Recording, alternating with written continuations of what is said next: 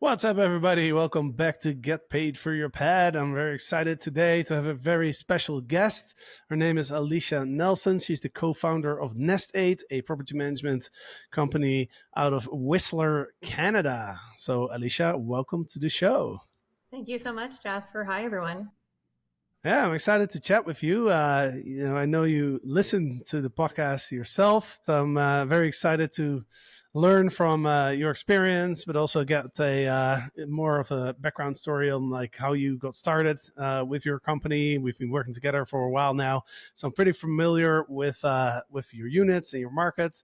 But yeah, why don't you give a quick introduction how you got into the short-term rental game? Sure. Yeah, it was completely on accident, I guess you could say. I was working in the healthcare field before, and like a lot of businesses, mine was built out of necessity. And my need and my why was that I had a baby. And I was looking at the price of daycare and how much I would see my child. And at the end of the day, I ended with $1,000 in my pocket every month. And I thought, I can find a way to make $1,000. And so that was my first why. And during that time when I was on maternity leave, I had a small baby. My family and their business partner started with one property and they decided that they would renovate it and then they would flip and sell it. But then they fell in love with Whistler.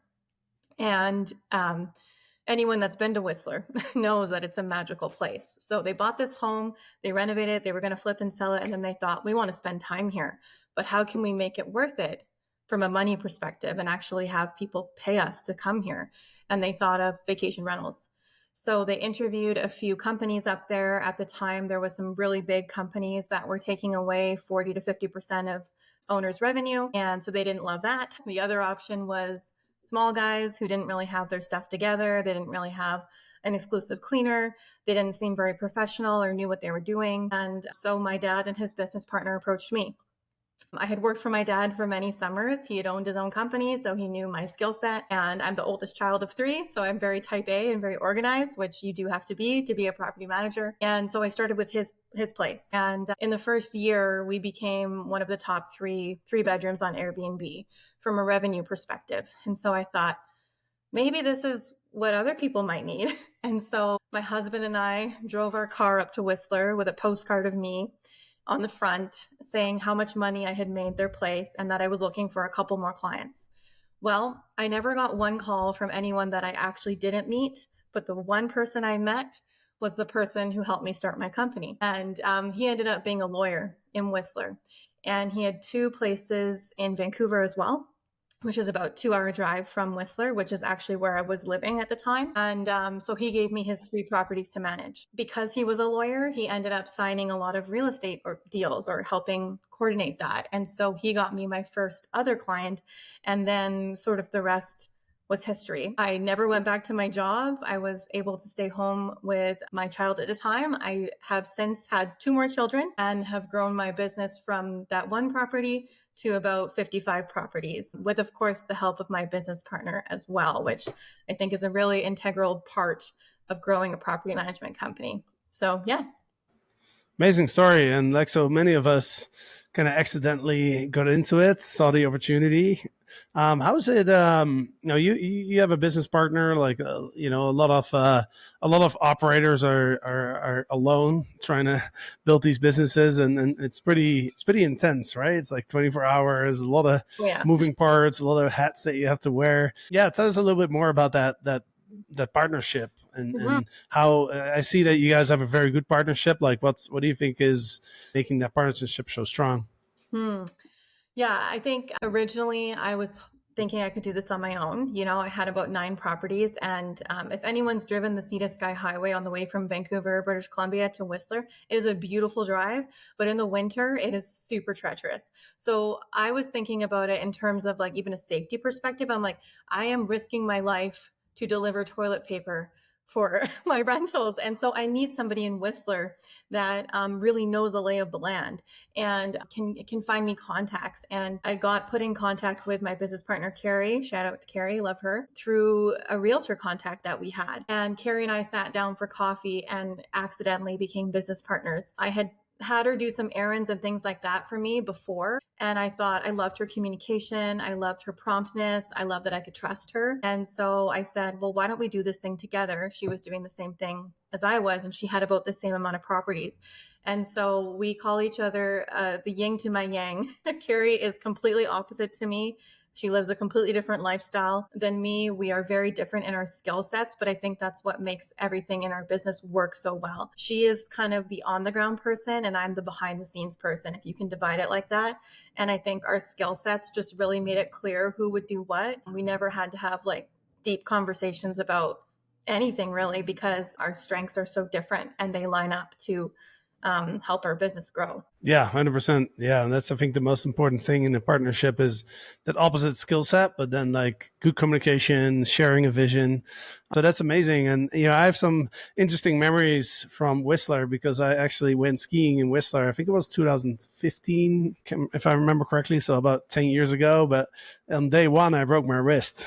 It was the first time I broke a bone in my life, and it was funny because my friend was she was from Whistler, and I've been known to joke sometimes. So like I was lying on the snow, and she looked at me, and I was like, I broke my wrist. I immediately knew I broke my wrist. So I was like, I broke my wrist, and she's like, haha, come on, let's go. And I was like, no, seriously, like, I think I broke my wrist, like.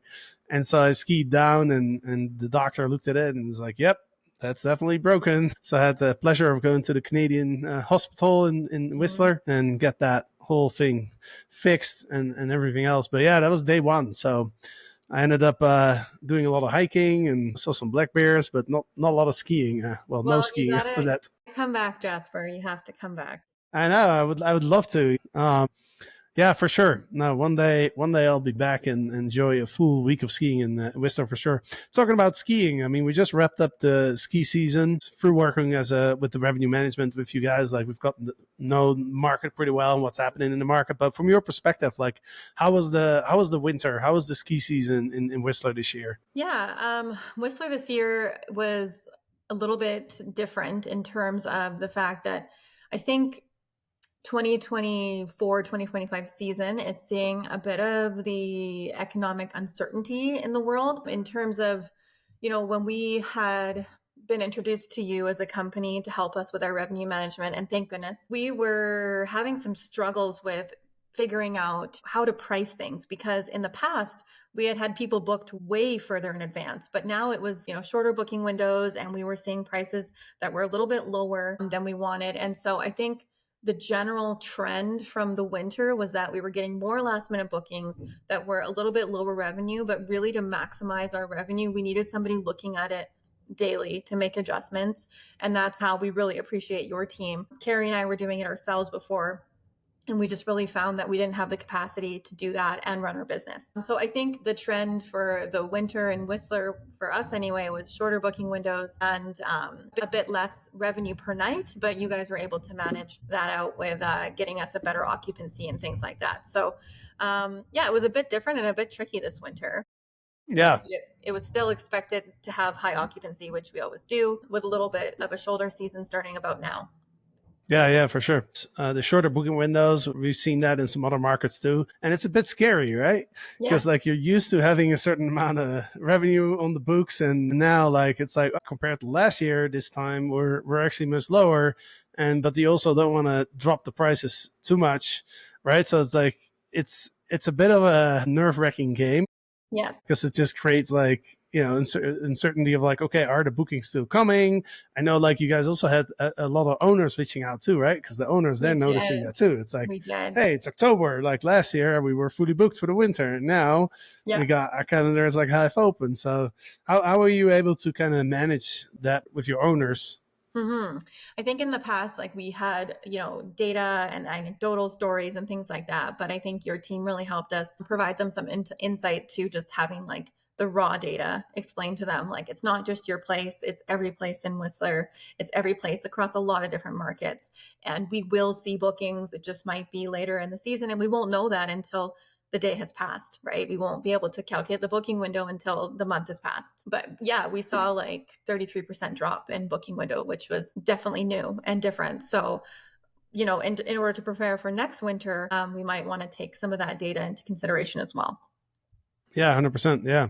And one thing I've noticed, we are in a few different Canadian markets, and given the recent developments in the States, we've seen some solid demand coming into Canada.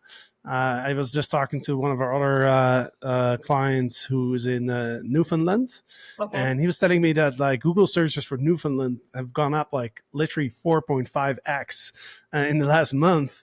Do you see any signs of like a heightened interest for travelers to come to Canada? I'm not seeing that really yet. Maybe because we're kind of entering our shoulder season in Whistler. I am seeing like a bit of longer bookings. So like a 2 week or a 3 week booking in April or May. Maybe that could be the start of something. But yeah, we haven't seen a huge increased demand since all of this sort of political uncertainty has happened yet, but we may. Have you seen a difference in terms of like the people that visited in the last winter, where they're coming from, or has that been fairly the same over the last few years?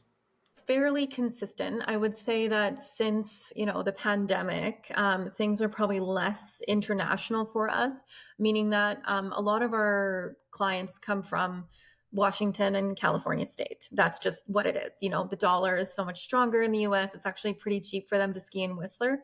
Whereas people from Vancouver that would normally go to Whistler, say 10 years ago, they're just priced out of the market of Whistler. And so they're going to smaller ski resorts or they're going somewhere else to ski. We're still seeing those sort of like Pacific Northwest states coming up to Whistler, I would say, with a little bit of a less international travel, meaning like, people from Europe and Asia and things like that. Just out of curiosity, were you able to list on Booking.com yet?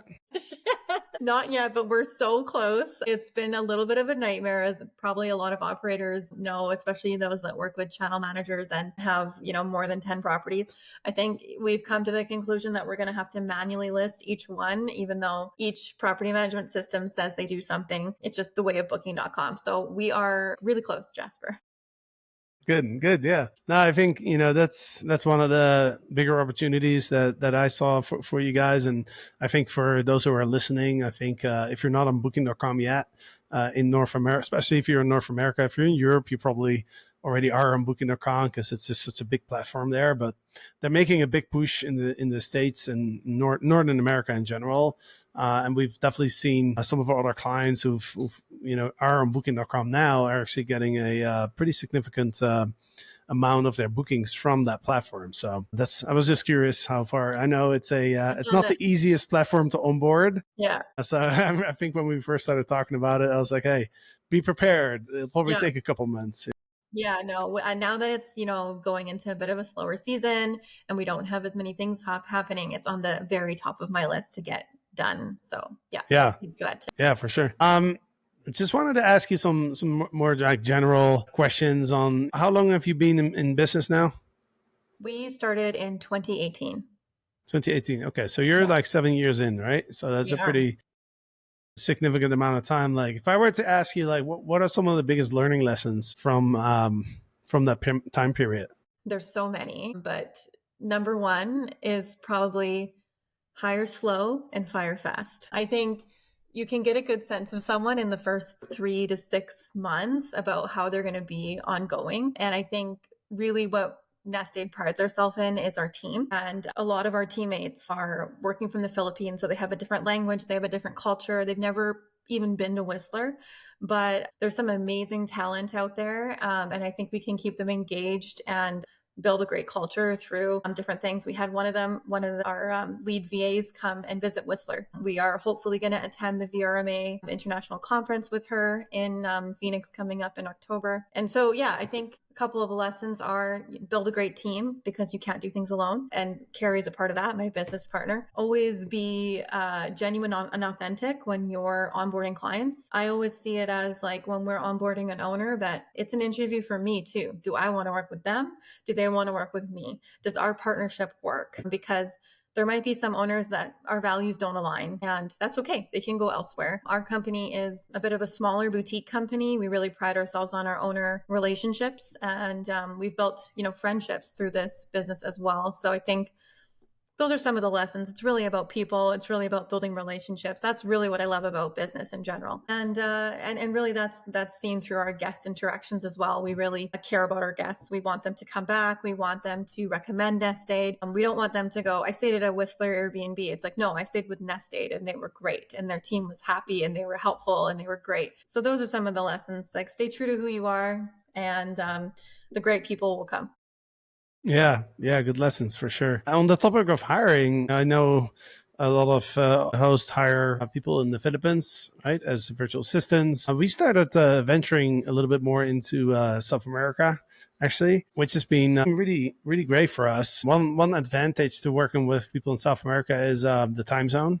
Right, the time zone kind of matches for the most part, and so if anybody's interested, we work with a company called Hire Latam, and we've now hired 3 people already through them, and it's working out great so far. But yeah, I totally agree with what you're saying. It's worth the time to really find the right person, not rush into it, and really think about, like, is it a good culture fit, right? The job description, really getting clear on like what you're looking for, who that perfect person is. And for Eric and I, at some point, we made a decision. We said, from now on, it's either a hell yes or it's a no Fair. when it comes to hiring. And I think Yeah. that's really helped us. Not the fastest and easiest path, but as so often, the fastest and easiest path is not always the best, right? So, Yeah. Aren't and you by the right? way, out of curiosity, how did you come up with the name of your company, NestAid? Oh my gosh, this is a whole nother story. Well, we didn't even touch on this, but the reason I, knew about you and sort of following yourself and then Eric and everything was because when I was looking into managing a rental, a vacation rental, I had no idea what I was doing. I had been as a guest to one, but I had never actually done it myself. So I went to the internet and I was like, what do I do? And I came across your book. And so I was reading your book when I was sitting on the beach in Hawaii on a vacation with my husband. And I was really inspired by your book. And then I took like a few online courses and things like that. But while I was reading your book, I was mid chapter. My husband was like, we need a name for the company. We need to figure out a name. And my parents were babysitting our kid in the hotel room or something like that. And the name for the baby camera was Nest. And I'm like, Nest. It's like, like a home, like a nest. And then, we tried a couple other things and it's like, okay, home and help, you're helping with your home. So NestAid was what it was. So that's the story. Yeah, that's funny. Makes sense. Well, good ideas come from sitting on the beach in Hawaii. Yeah. That's for sure. Yes. Got to get back there. Yeah. I'm curious. Like, obviously, your market's super seasonal, right? It's starts around Christmas and goes into, depending on how much snow there is, goes into kind of like around this time of year. So super super busy, and then you're going into a couple months of very very little occupancy. Then you have like a bit more going on in the summer, but those really slow months, like how do you manage like your operations? I imagine like you don't have a lot of work for your cleaners, for your maintenance staff during those months. Like, how do you manage the operations in such a seasonal market? That's a great question. So yeah, in December through April, we have about 60% of our annual revenue. So from an occupancy point, it's high. And then even just from revenue point, it's high. We're with a little bit in July and August that we do have occupancy, just not as much revenue dollars. So the shoulder season is really like halfway through April to halfway through June. And there's a bit in the fall as well. The units have been used quite heavily through December through March. And so our cleaners go in and we do mandatory deep cleans for each unit, which can sometimes take up to like 12 to 15 hours, depending on the size of the space. So that's one thing that we offer our clients is a deep cleaning service. Also allows them to like do an inventory count. We also, go through, take pictures, see if there's anything that just like been kind of over the season had a wear and tear. We also have our maintenance team go and do maintenance inspections, and they can, provide questions. Do you want to update this? Do you want to update that? Maybe we should change the furniture here. Maybe we should add a sofa bed in this room. That is a perfect time for us to sort of get buttoned up for the summer, and then again obviously in the busy winter season. So yeah, that's what we offer. We offer deep cleanings, we offer inventory counts, and we offer maintenance inspections for our clients, and most of them take us up on those offers while we have the time. And do you have any like seasonal staff members as well, or? The cleaning team is like exclusively managed by a completely different company, although we do have an exclusive relationship with them. And so they do all the hiring, firing, all the managing of their cleaners. There are sort of like two main people that run the company, and then they do onboard seasonal cleaners. The ideal, atmosphere would be that the cleaners have work all year round, but it's just not the case. Sometimes they have to go and do different jobs for the off season, and then they come back to them in the winter season. Yeah, makes sense. Can you think of some quick tips for people who are listening and maybe they want to start, like they might be in the same spot as you was like 7 years ago, like, just starting to get into it? Like, what kind of advice can you share? Mm-hmm. Well, I think listening to this podcast, actually, and I'm not just plugging you, I've been listening to this podcast, since it started, and I've developed a lot of protocols in our company and what we do around, your advice. So I think the main thing is reaching out to people in the space that have done it before. How did you do it? Most people have a lot of knowledge that they want to pass down. And I think the number one thing is just like, if you feel that you can do it, just start somewhere, read something, go to a meetup, reach out to Jasper, reach out to experts, and then have the confidence to know that you can do this too. And that's what I always said to myself when I was thinking, like, who am I to start an Airbnb business? I know nothing. I'm a healthcare worker. I know nothing about this, but I thought, if they can do it, I can do it better. So I think having the confidence to start and reaching out to experts in your field to really Yeah. understand what you're up for. Yeah, and it's funny because that's how I started too. Because when I did my first Airbnb in 2012, I did the same thing as you. I was like, I have no idea how this stuff works. So I Googled and then I couldn't find much. So that's why I wrote the book. I was like, okay, well, someone's gonna share some knowledge here. Yeah. There was like little pieces. There was like a blog post here and like a couple books that were out there, but they would all like touch on a couple subjects, but it wasn't really like comprehensive. So it's kind of interesting how how so much of what we do is kind of coincidental almost, or like it's not, you don't really plan it. Mm-hmm. You know what I mean? It's not like one day I was like, hey, I'm gonna start a podcast on Airbnb. It's more like you just kind of roll into it, right? So Definitely. yeah, very interesting. Well, Alisha, it was a pleasure to speak with you today on the podcast. Always fun to have somebody who actually listens to the podcast. I know we haven't been as consistent in the last year or so of it because we were so busy with our revenue management, but now we've got more team members. We're almost got a team of like 10 people now. It's starting to become really fun on the Zoom team meetings, like not just me and Eric and one other person. So I have a bit more time now, which is also, as we all know, as a business owner, the goal is always to hire some people and kind of get yourself out of the day-to-day of things. So yeah, thank you so much for joining. Any final thoughts before we before? I don't think so. I'm just so happy to be here and happy to talk to you. And, you seemed so out of reach 7 years ago. You were this expert in the field and now I'm on your podcast. So I just want to say thank you to you and everything that you do for people like me and people that might be listening that need tips and tricks, because it's a little bit of an uncharted territory. When you start, you don't really know where to go or what to do. And there's a lot of changes in the field. There's a lot of regulation. And so I know you talk to a lot of experts and people that are going through the same thing. So it's really helpful. So thanks. Yeah, I appreciate that. And and why don't you let everybody know if people want to learn more about your business and what you do, what's the best place to get a hold of you or find some more information? Yeah, you can look us up, nestaide.com. We're located in Whistler, British Columbia, Canada. It is the most magical place on earth. And I don't just say that because I own a business there. I used to go up there and I don't know, I always had this special connection. I don't ski, I don't snowboard, I don't even really like snow, okay? But I go up there all year round and there's something to do for everybody.